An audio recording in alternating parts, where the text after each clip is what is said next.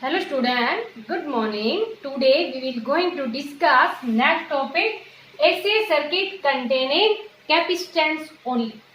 कि एक source of alternating EMF है उसके साथ ओनली कैपेसिटेंस को कनेक्ट किया है। जैसे कि प्रीवियस वीडियो में हमने इंडक्टेंस ओनली की बात की थी, उससे पहले रेजिस्टेंस ओनली की बात की थी। अभी हमारे पास क्या है, ओनली कैपेसिटेंस कनेक्ट कर रखा है सोर्स ऑफ अल्टरनेटिंग ईएमएफ के साथ।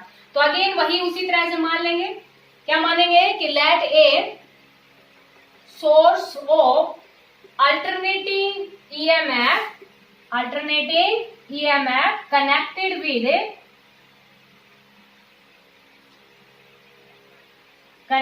With capacitance only. किसके साथ कनेक्ट कर रहे हैं? Capacitance only means pure capacitance को कनेक्ट कर रहे हैं।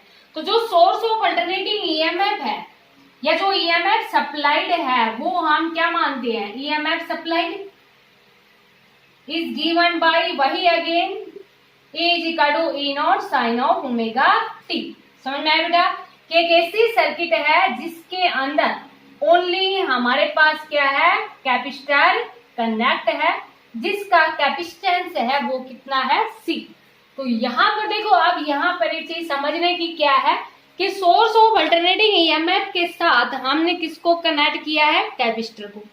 अब इसके अंदर करंट फ्लो होगा और जो करंट फ्लो होगा तो ये हमारे पास क्या है, प्लेट ऑफ कैपेसिटर है। तो current flowing in the circuit transfer charge to the plate of capacitor, कि जो प्लेट ऑफ कैपेसिटर है उसको चार्ज ट्रांसफर करेगा।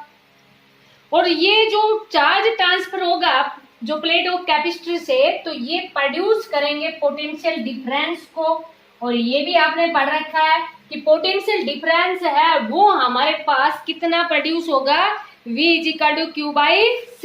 ये potential difference produce between the plate of capacitor, किसके बीच में प्रोड्यूस होगा? प्लेट ऑफ कैपेसिटर के बीच में प्रोड्यूस होगा। अब यहाँ पर अल्टरनेटिंग ईएमएफ के साथ कनेक्ट कर रखा है और जो अल्टरनेटिंग करंट होता है उसके अंदर एक बार पॉजिटिव साइकिल आती है, एक बार नेगेटिव साइकिल आती है। पॉजिटिव चार्ज है वो तो क्या करेगा, कैपेसिटर की प्लेट को चार्ज करेगा। अगेन अल्टरनेटली वे से क्या होती जाएगी, वो डिस्चार्ज होती जाएगी। मींस एक बार तो क्या कर रहा है, चार्ज कर रहा है, कैपेसिटर है वो अल्टरनेटली चार्ज एंड डिस्चार्ज इस प्रकार से जो प्लेट और प्लेट है वो इस प्रकार से मीन्स उनमें जैसे कि इच हाफ साइकिल में एक बार चार्ज होगा और एक बार डिस्चार्ज होगा। और potential difference between the plate of capacitor is given by या इज प्रोड्यूस कितना प्रोड्यूस हो जाएगा, V is equal to Q by C, where Q हमारे पास क्या है, चार्ज, और C हमारे पास क्या होता है, कैपेसिटेंस होता है। ठीक है बेटा। तो यहाँ देखो, अब V की जगह हम क्या ले लेंगे, E ले लेंगे। बिल्कुल अगेन वही उसी तरह से हमें तो क्या निकालना है, वेरिएशन निकालना है ना E और I का। तो V की जगह potential difference between the plate of capacitor is given by V is equal to Q by C। तो यहाँ पर हम क्या ले लेंगे, E ले लेंगे। समझ में आया बेटा। और E इज इक्वल टू कितना होता है हमारे पास, E naught sine of omega T होता है ना। अब यहाँ देखो थोड़ा सा एक समझने का है, पहले तो यही ले लो, E is equal to E naught sine of omega T.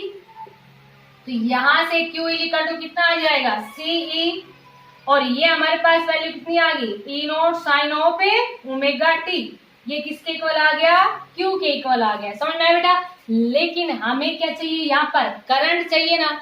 अब करंट के लिए ये भी आप जानते हैं कि रेट ऑफ चेंज ऑफ जो चार्ज है मीन्स जो चार्ज फ्लो करता है, रेट ऑफ ये मीन्स यहाँ पर हम क्या कह देंगे कि I है वो हमारे पास कितना होता है, dQ बाई dt होता है ना, current, rate of flow of charge through a conductor, उसको हम क्या कहते हैं, करंट कहते हैं। ये बात समझ में आया बेटा। इट मीन्स यहाँ हमारे पास चार्ज दे रखा था, चार्ज क्या दे रखा है, CE naught sine of omega T, और हमें क्या चाहिए यहाँ पर, करंट। तो ये आप जानते हैं कि rate of flow of charge through a conductor is known as a current. समझ में आया बेटा।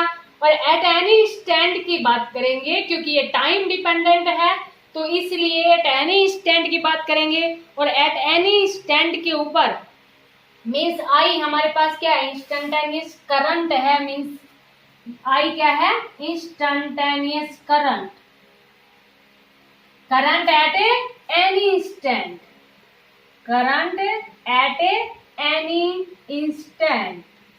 इसलिए हमने क्या लिख दिया, I को Q बाई टी ना लिख के क्या लिख दिया, I is equal to D Q by D T लिख दिया। समझ में आया बेटा?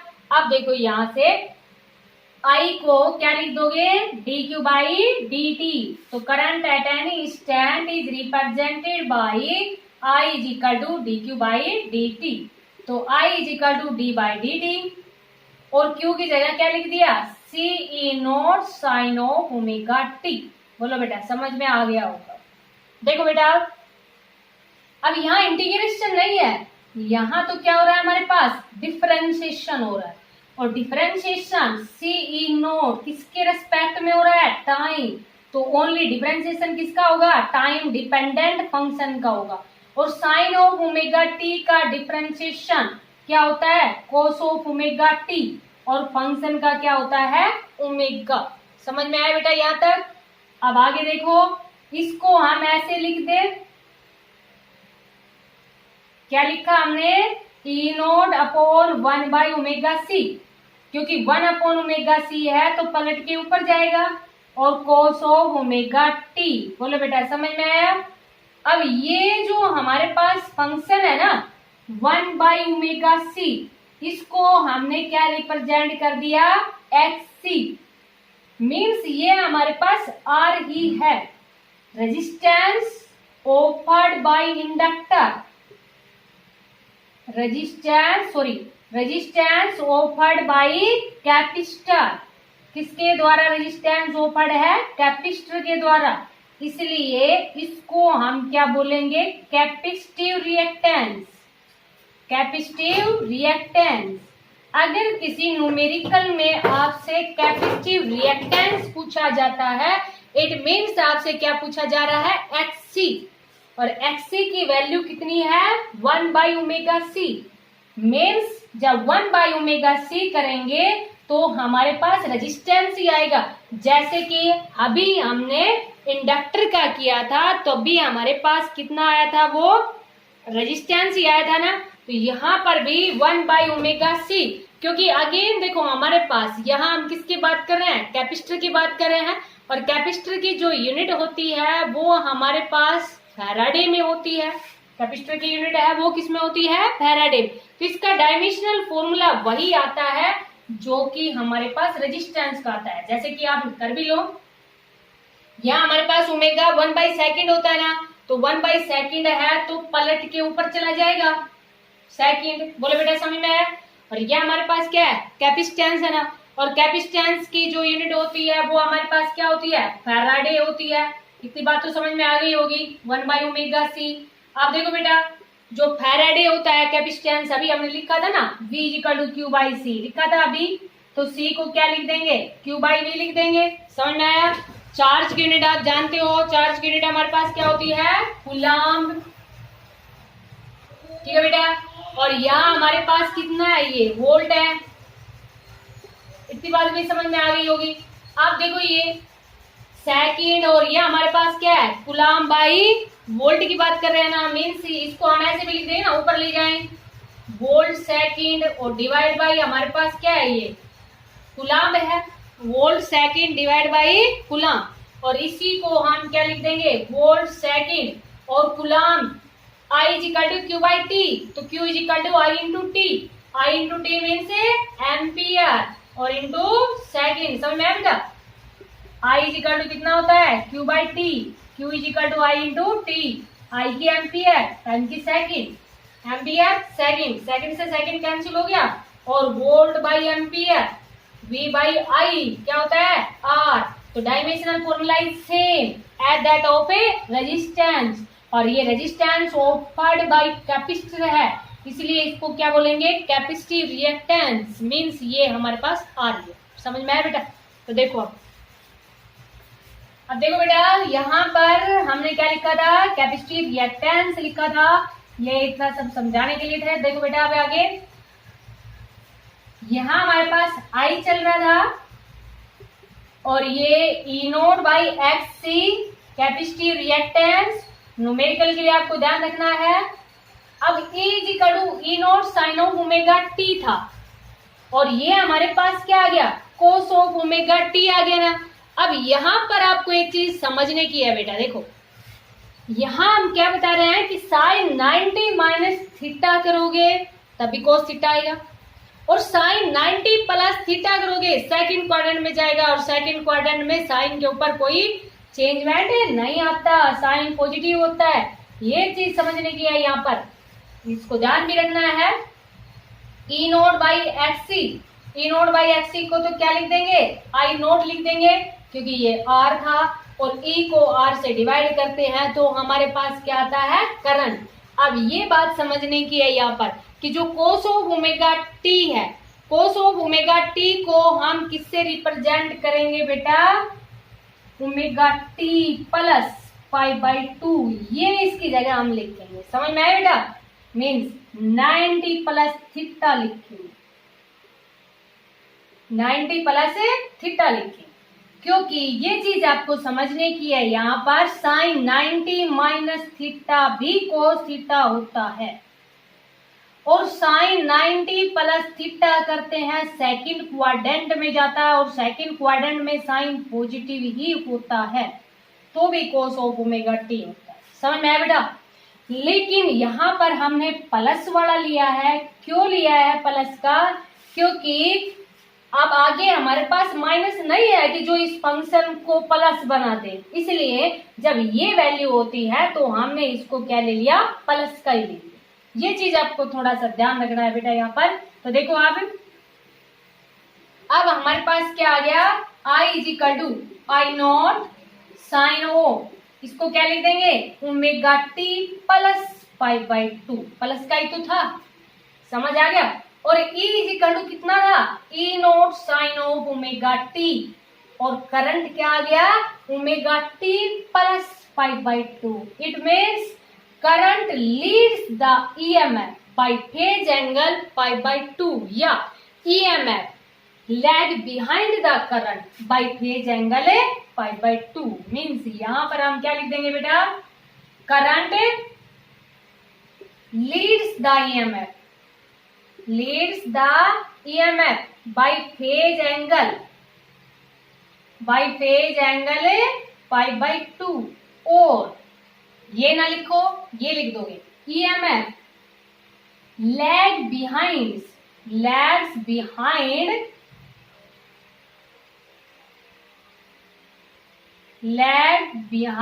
the current by phase angle pi by 2। समझ में आया बेटा, करंट आगे है ईएमएफ से, कितना आगे है, पाई बाई 2, या ईएमएफ पीछे है करंट से, कितना पीछे है, पाई बाई 2। समझ में आया बेटा। अब हम फेजर डायग्राम रिप्रेजेंट कर देंगे। अब देखो बेटा, इसके फेजर डायग्राम रिप्रेजेंट करेंगे, ये चीज ध्यान रखनी है आपको, न्यूमेरिकल्स के लिए और आगे के कंसेप्ट के लिए भी आपको ये ध्यान रखना है। कैपेसिटेंस कनेक्ट किया तो करंट की वैल्यू ज्यादा आती है, और इंडक्टेंस कनेक्ट किया था तो करंट की वैल्यू पाई बाई 2 कम आती है, ध्यान रखना बेटा आपको ये। अब हम फेजर डायग्राम रिप्रेजेंट करते हैं। तो फेजर डायग्राम में एक तो आपको समझ आ गया था, कैपेसिटर के साथ सोर्स ऑफ अल्टरनेटिंग ईएमएफ को कनेक्ट कर दिया, जिसका कैपेसिटेंस हमने कितना लिया है, C। समझ में आया बेटा। अब यहाँ पर फेजर डायग्राम, तो देखो बेटा, ये जो लेंथ ऑफ एरो है ये रिप्रेजेंट करती है पीक वैल्यू को, और ये हमारे पास कितना था, ओमेगा टी ई नोट, और जो ये प्रोजेक्शन ड्रॉ करेंगे ये इंस्टेंटेनियस वैल्यू को रिप्रेजेंट करेगी किसी भी स्टैंड के ऊपर, E is equal to E naught sine of omega T. ठीक है बेटा। अब यहाँ पर देखो करंट, इसको रब करते हैं क्योंकि इधर आएगा ना, करंट है वो ईएमएफ से ज्यादा है, कितना ज्यादा है बेटा, 5/2। समझ में आया।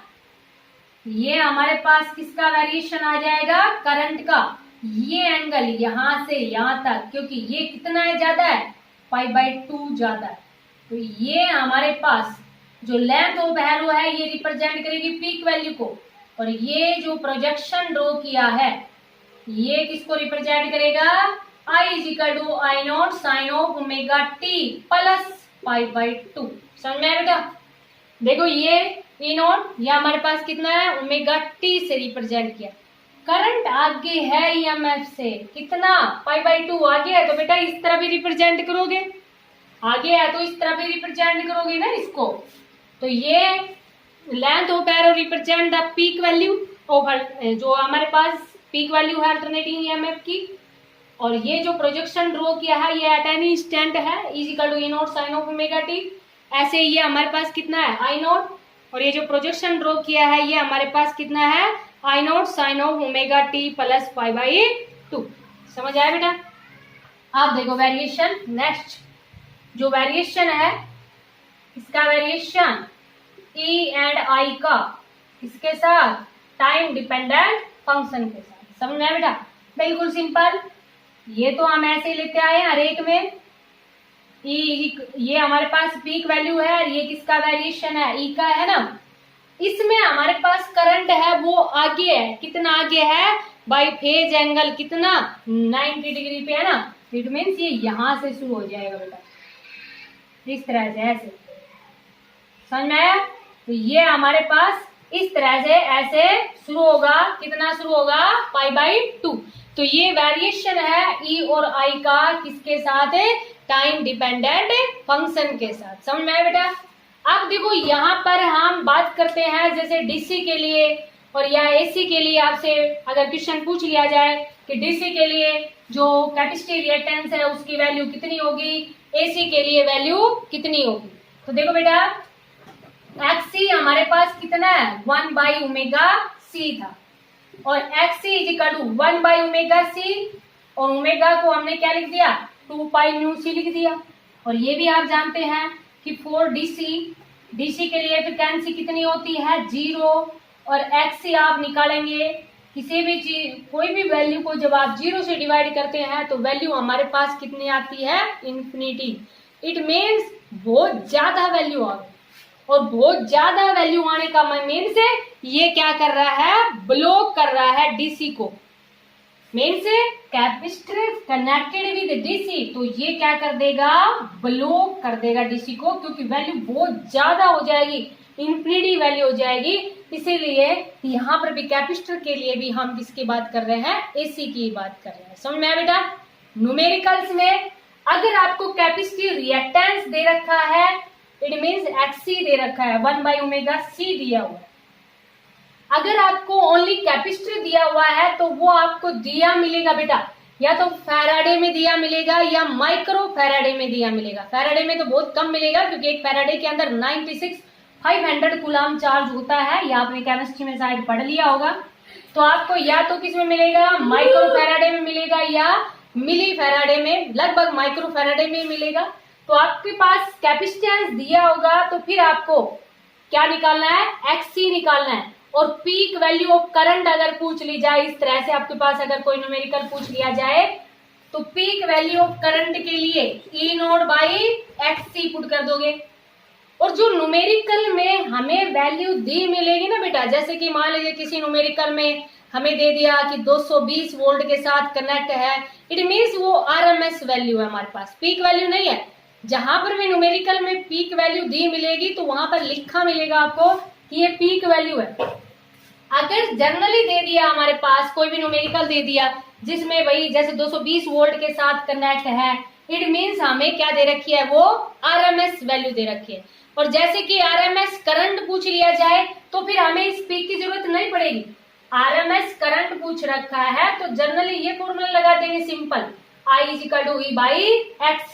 तो इस तरह से आप कोई भी जो न्यूमेरिकल्स हैं उनकी भी प्रैक्टिस कर सकते हो। जैसे कि मान लीजिए सपोज करो किसी न्यूमेरिकल में ये दे दिया 220 वोल्ट या 200 वोल्ट के साथ कनेक्ट है, इट मीन्स ERMS कह दो या जनरली E कह दो, समझ में। और IRMS चाहिए, और फ्रीक्वेंसी भी दे रखी है, कैपेसिटर भी दे रखा है, सॉरी कैपेसिटर की वैल्यू भी दे रखी है, मीन्स कैपेसिटेंस की वैल्यू भी दे रखी है। तो पहले आप क्या निकालोगे, XC 1/ω/c, ये वाला फॉर्मूला लगा के आप XC निकालोगे। उसके बाद में IRMS चाहिएगा, सीधा पुट कर देना है E की जगह 220 और डिवाइड बाई, यहां से आप XC की वैल्यू निकाल के सोल्व करोगे। समझ में आया बेटा। तो XC का जो डायमेंशनल फॉर्मूला है वो वही रहेगा जो कि रेजिस्टेंस का होगा, और रेजिस्टेंस का डायमेंशनल फॉर्मूला आपको बता रखा है। कैसे निकालते हैं? R is equal to V by I से निकालते हैं, और V की जगह W बाई Q लगाते हैं। तो शायद आपको समझ आ गया होगा। इसको आप अच्छे से अंडरस्टैंड करना, इनसे रिलेटेड न्यूमेरिकल्स की प्रैक्टिस करना। Thank you, have a nice day.